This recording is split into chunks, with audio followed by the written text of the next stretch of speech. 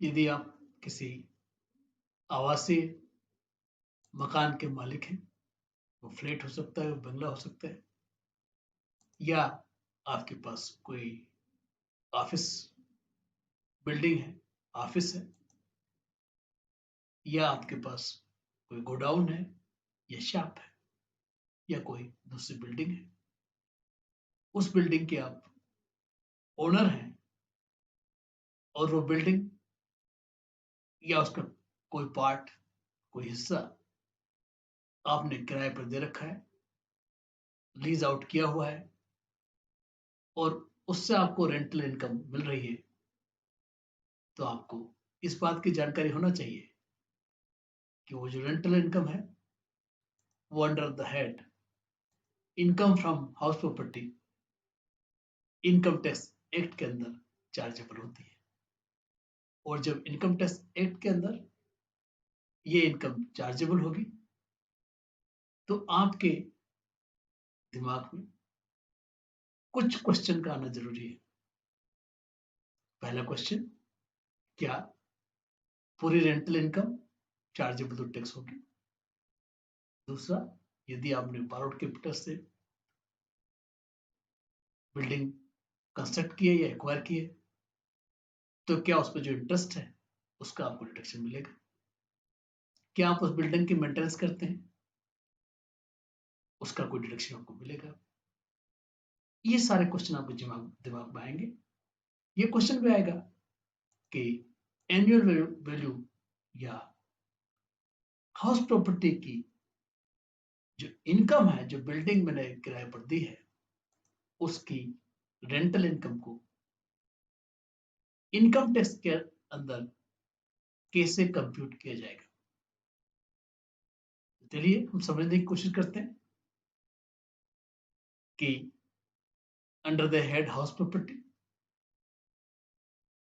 आपके बिल्डिंग से जो रेंट मिलता है उसका कंप्यूटेशन कैसे होता है।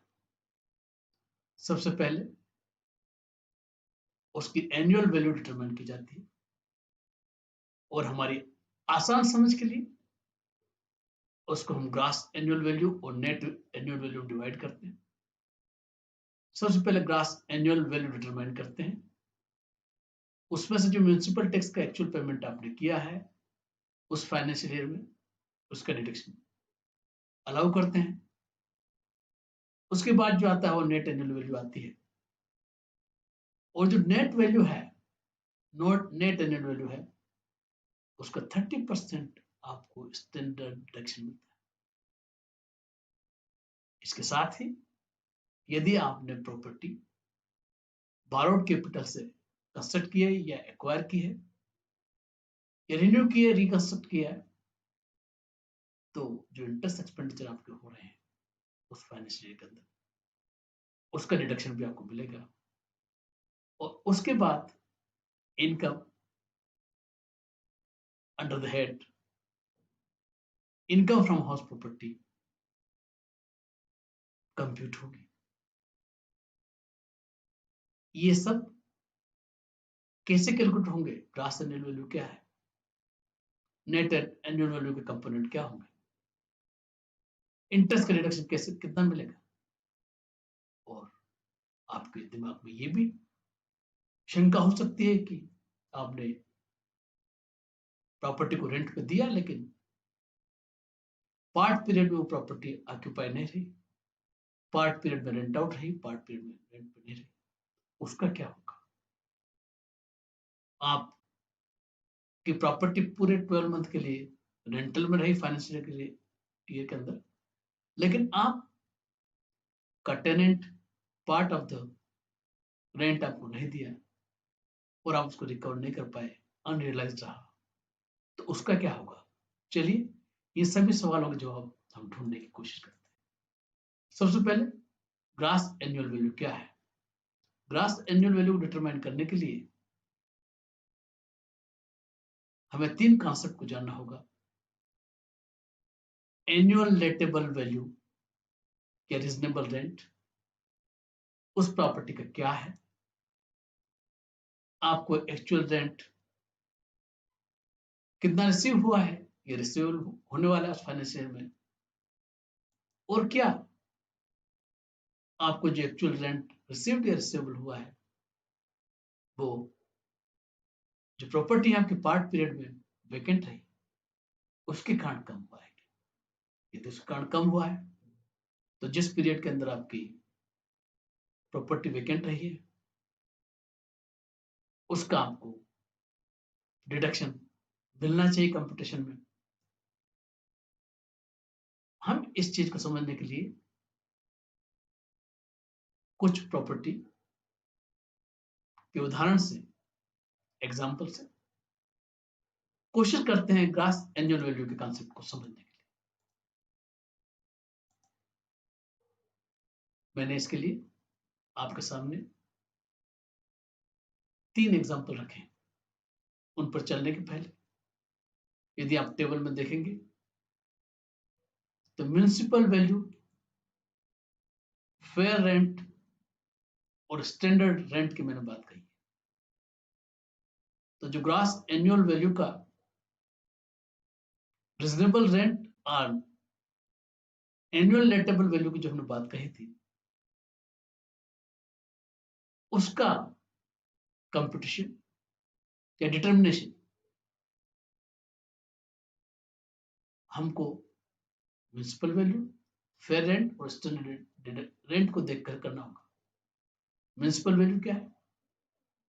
जब लोकल अथॉरिटीज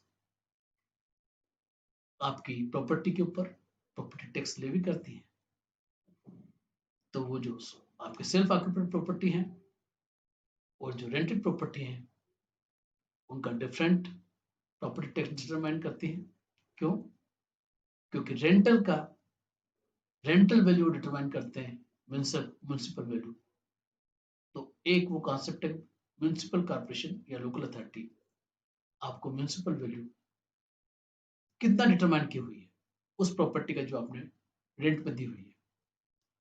दूसरा, यदि उसी तरह की कोई प्रॉपर्टी उसी लोकेलिटी में यदि रेंट आउट होती तो उसका फेयर रेंट क्या मिलता। तीसरा, यदि वो रेंट कंट्रोल एक्ट के अंदर प्रॉपर्टी आती है तो आप जो स्टैंडर्ड रेंट डिटरमाइन किया हुआ रेंट कंट्रोल एक्ट के अंदर उससे ज्यादा आप रेंट नहीं ले सकते। तो म्युनिसिपल वैल्यू, फेयर रेंट और स्टैंडर्ड रेंट इनके बेसिस पे हम एनुअल लेटेबल वैल्यू डिटरमाइन करते हैं। इसी चीज को समझने के लिए मैंने आपको इस टेबल में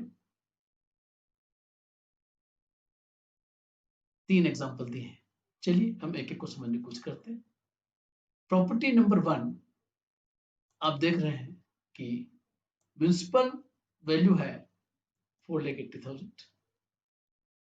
यदि सिमिलर प्रॉपर्टी को उस एरिया के अंदर हम देखने जाए तो मार्केट रेंट 3,60,000 जो फेयर रेंट है। लेकिन यह प्रॉपर्टी रेंट कंट्रोल एक्ट के अंदर गवर्न है और जब रेंट कंट्रोल एक्ट के अंदर गवर्न है तो जो ओनर है टेनेंट से स्टैंडर्ड रेंट से ज्यादा रेंट वसूल नहीं कर सकता। वो स्टैंडर्ड रेंट 2,40,000 है। नॉर्मल सिचुएशन में यदि हम बात करते तो जो म्युनिसिपल वैल्यूएशन है 4,80,000 का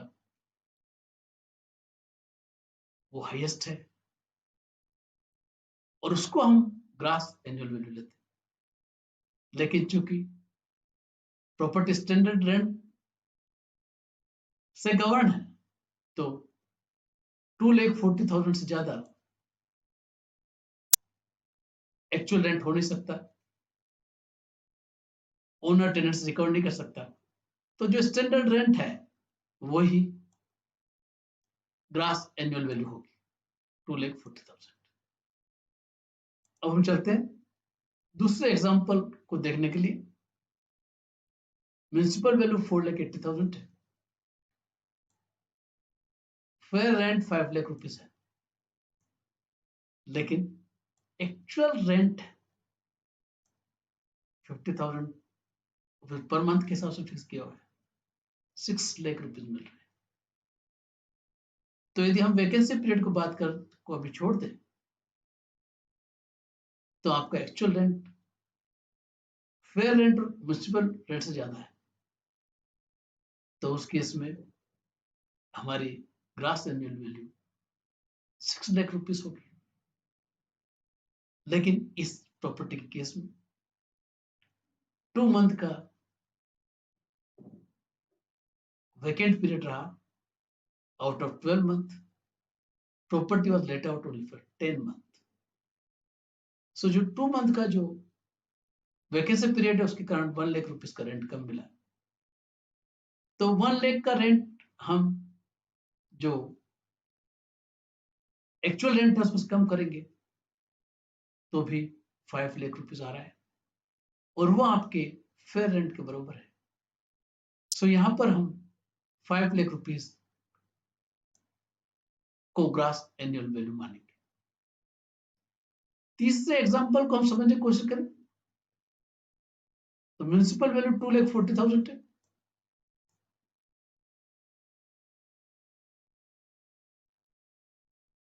म्युनिसिपल वैल्यू 2,40,000 है। फेयर रेंट 3 लाख रुपीज है, लेकिन एक्चुअल रेंट जो रिसीव हुआ है 1,80,000 है। तो इस केस में जो म्युनिसिपल वैल्यू और फेयर रेंट में जो हाईएस्ट है वो हम लेंगे, वो 3 लाख रुपीज है।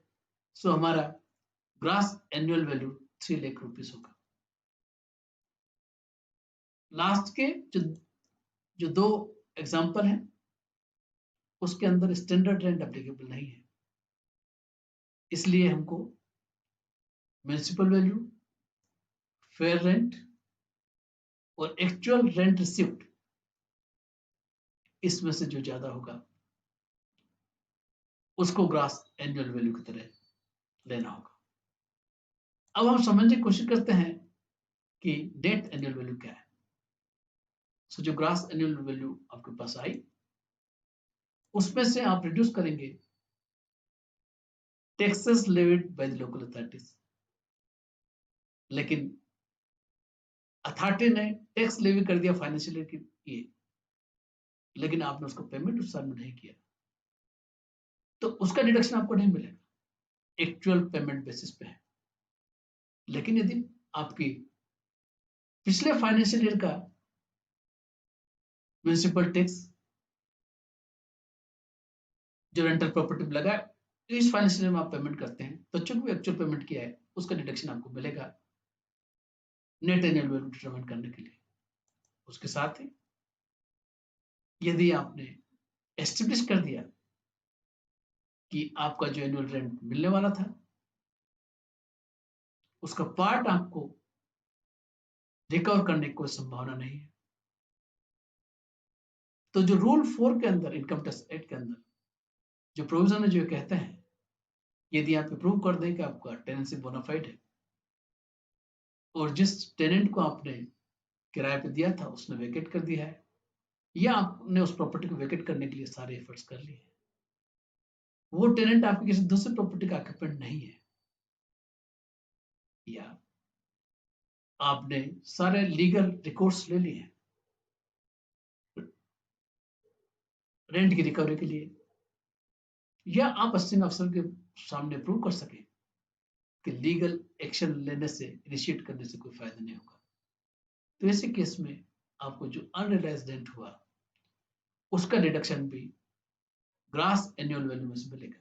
तो जो ग्रास एनुअल वैल्यू आपके आई उसमें से म्युनिसिपल टैक्स कम होंगे, अनरियलाइज्ड रेंट कम होगा और जो अमाउंट आएगा वो आपका नेट एनुअल वैल्यू होगा। उसमें से देखिए आपको सेक्शन 24 के अंदर 30% of the net annual value, जो नेट एनुअल वैल्यू आई उसमें 30% अमाउंट का डिडक्शन मिलेगा।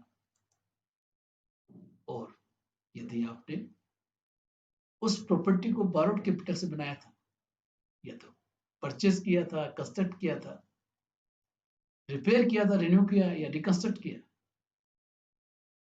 तो जो इंटरेस्ट अमाउंट आपका पेएबल है उस फाइनेंशियल ईयर के लिए, वो भी आपको डिडक्शन मिलेगा।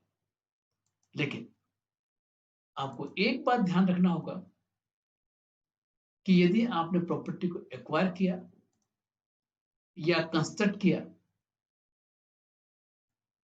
बोरोड कैपिटल से, वो एक्विजिशन या कंस्ट्रक्शन